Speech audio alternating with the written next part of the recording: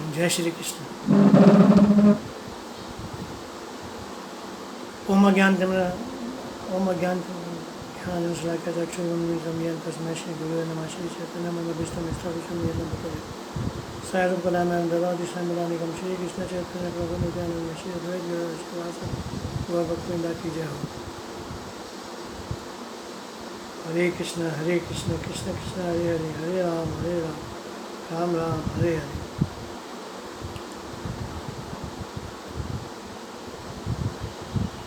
बंधुओं,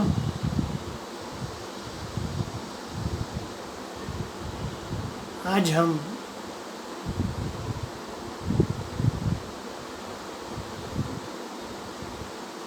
सांसारिक विषयों पे कुछ चर्चा करेंगे।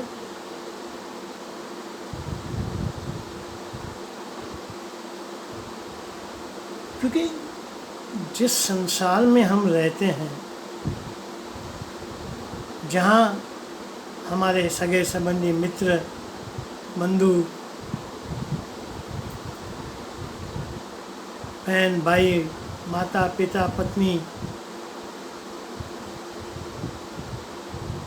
तो उसके विषय में जरा चर्चा करें। क्योंकि मैंने कईयों से सुना है,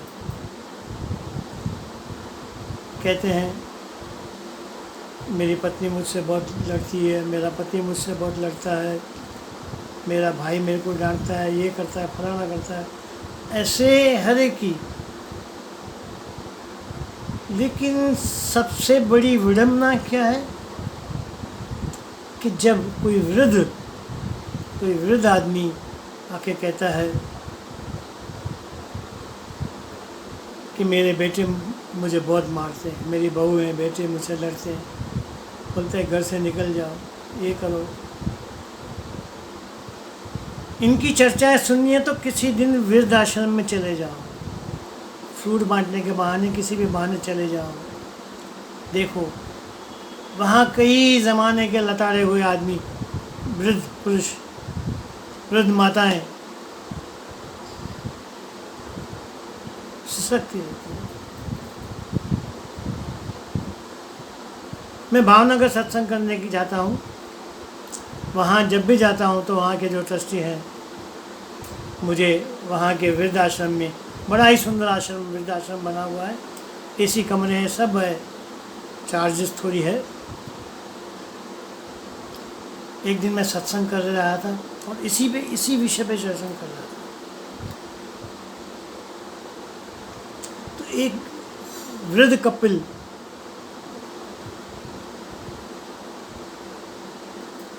उनकी आंखें नम हो गई। मैंने सोचा, अरे यार पद्मनाभ, इनके मन में कोई ऐसा दर्द है, जब तक वो नहीं निकलेगा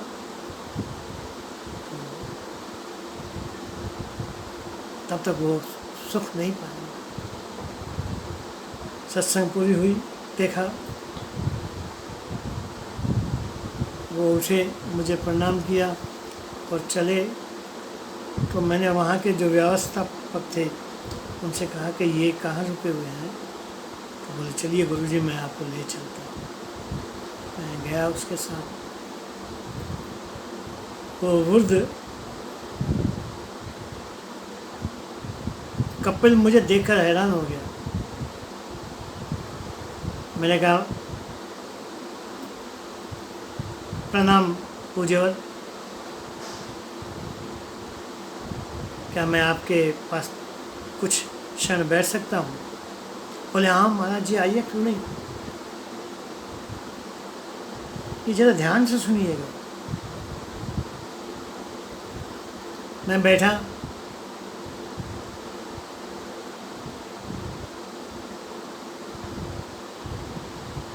वो कपिल बोला,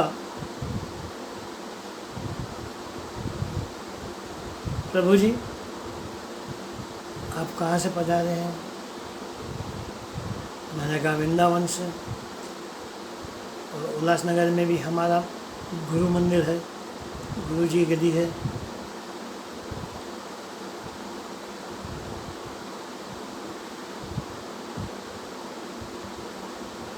मुझसे कहने लगे,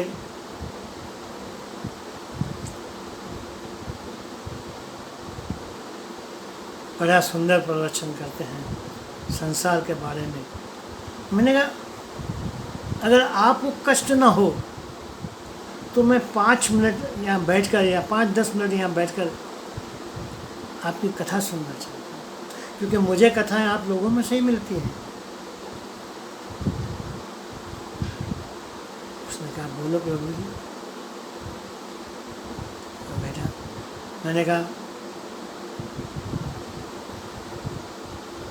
पूज्यवर बाबा जी, मुझे एक बात बताइए कि आपके अंदर ऐसा कौन सा दर्द छिपा हुआ है जो आपकी आंखें हमेशा नम लेती हैं? निकालो उस बुरास को। जब तक निकालोगे नहीं ना, तब तक वो मन में आपको जख्म देता है।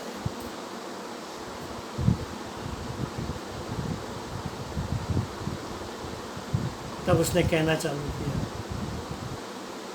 बोले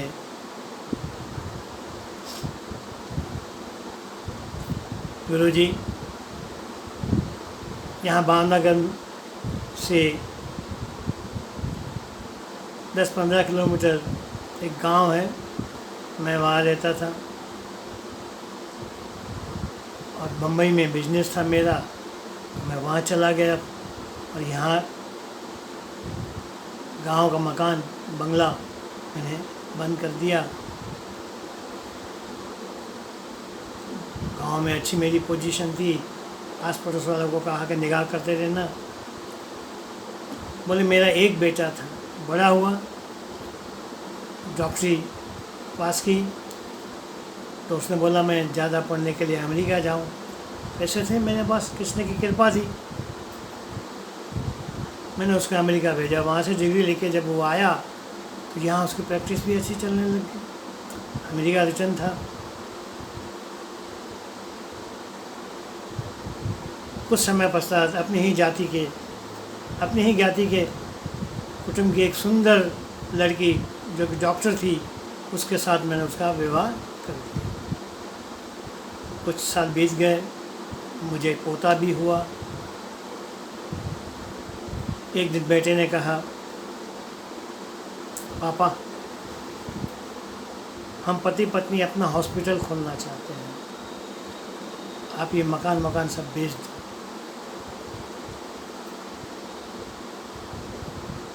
गांव में जो भी ज़मीन है बेच के दो, हम या बॉम्बे में एक अपना हॉस्पिटल खोलेंगे। मैंने कहा बेटा,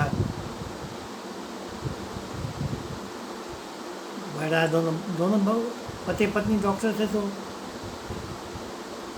मैंने गांव के सारे मकान ज़मीन बेचकर उन्हें पैसे दिए और उन्होंने बहुत सुंदर हॉस्पिटल बनाया। अब तक तो मेरा पोता भी 5-6 साल का हो चुका था। हम उसमें ही मस्त रहते थे। पति पत्नी सुबह निकल जाते थे,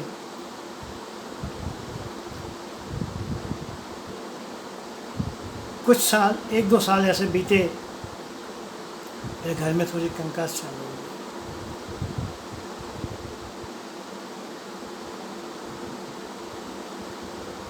मैं अपनी पत्नी को समझाता, मैंने कहा नहीं बहू है, एडजस्ट होने। बोली नहीं, काहे की है, 6 साल का बच्चा अभी उसका हो चुका है। फिर भी मैं उन्हें समझाता था, लेकिन वो आजकल के ज़माने के हमारी कुछ आदतें उन्हें पसंद नहीं आती थी, इससे रोज़ झगड़ा होता रहता था। एक दिन बेटे ने कहा, पापा चलो आपको मैं गांव घुमा के लाता हूँ। अब ध्यान से सुनिएगा।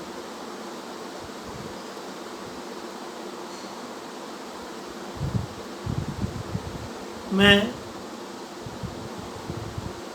उसके साथ गया गांव घूमने।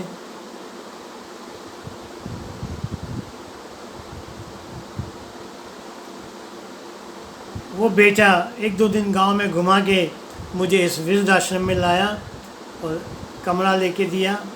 बोले पापा ये ऐसी कमरा मैंने आपके लिए बुक किया, इसका पूरा खर्चा मैं बॉम्बे से भेजता रहूँगा, आप यहाँ रहें ताकि घर में कंकास कम हो।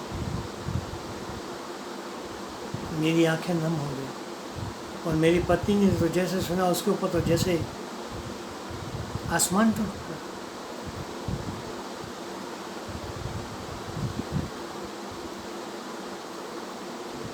मेरा पोता बहुत जिद कर रहा था, लेकिन उसे मारकर वो दोनों पति पत्नी उसे लेके गए बॉम्बे और हमें यहाँ छोड़ के गए। अब बताओ महाराज जी, हमारा क्या कसूर है? एक ही बेटा जिसे सब कुछ लुटाकर हमने दे दिया, उसने मुझे यहाँ छोड़ा।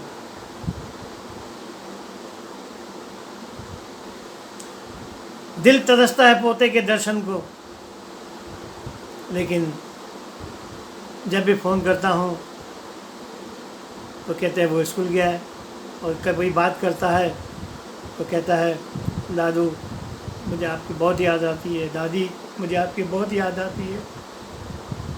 तब हमारी आंखों में से आंसू आ जाते, रो पड़ते हैं।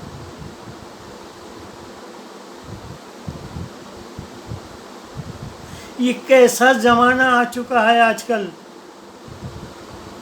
ये कैसा ज़माना आ चुका है कि अपने ही हमें धक्का देकर निकाल देते हैं।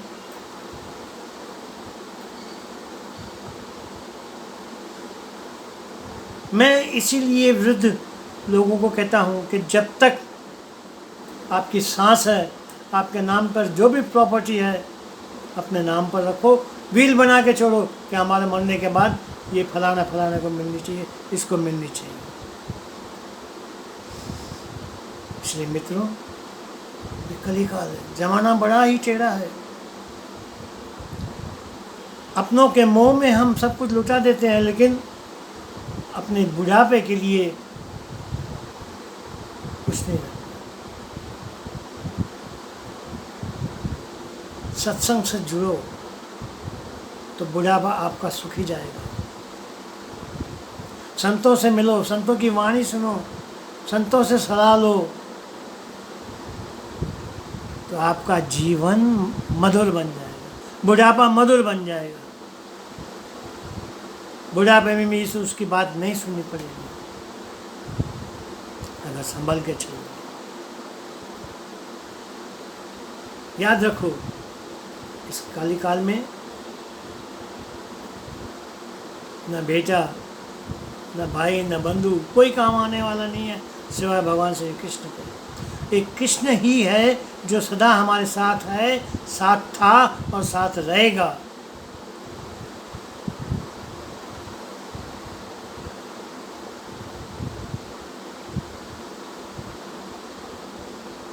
इसलिए उस कृष्ण को भजन करो और भजते रहो।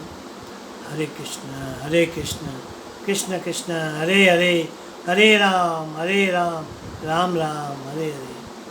जय श्री कृष्ण, जय जय श्री राधे, जय जय श्री राधे, जय जय श्री राधे। बंधुओं, मेरा ये वीडियो सब्सक्राइब करना, मेरी चैनल सब्सक्राइब करना, तो आपको ऐसे नए नए सत्संग, नए नए विचार वाले मिलते रहेंगे। और जितना हो सके इतने इसे शेयर करो, क्योंकि आज से मैंने ये संसारिक चर्चाएं चालू की है। शायद किसी के मन में मैं खुशी बैठा सकूं, इतनी कृपा करे गुरु महाराज। इसलिए बजते रहो सदा। हरे कृष्ण कृष्ण कृष्ण हरे हरे, हरे राम राम राम हरे हरे। जय जय श्री राधे, जय जय श्री।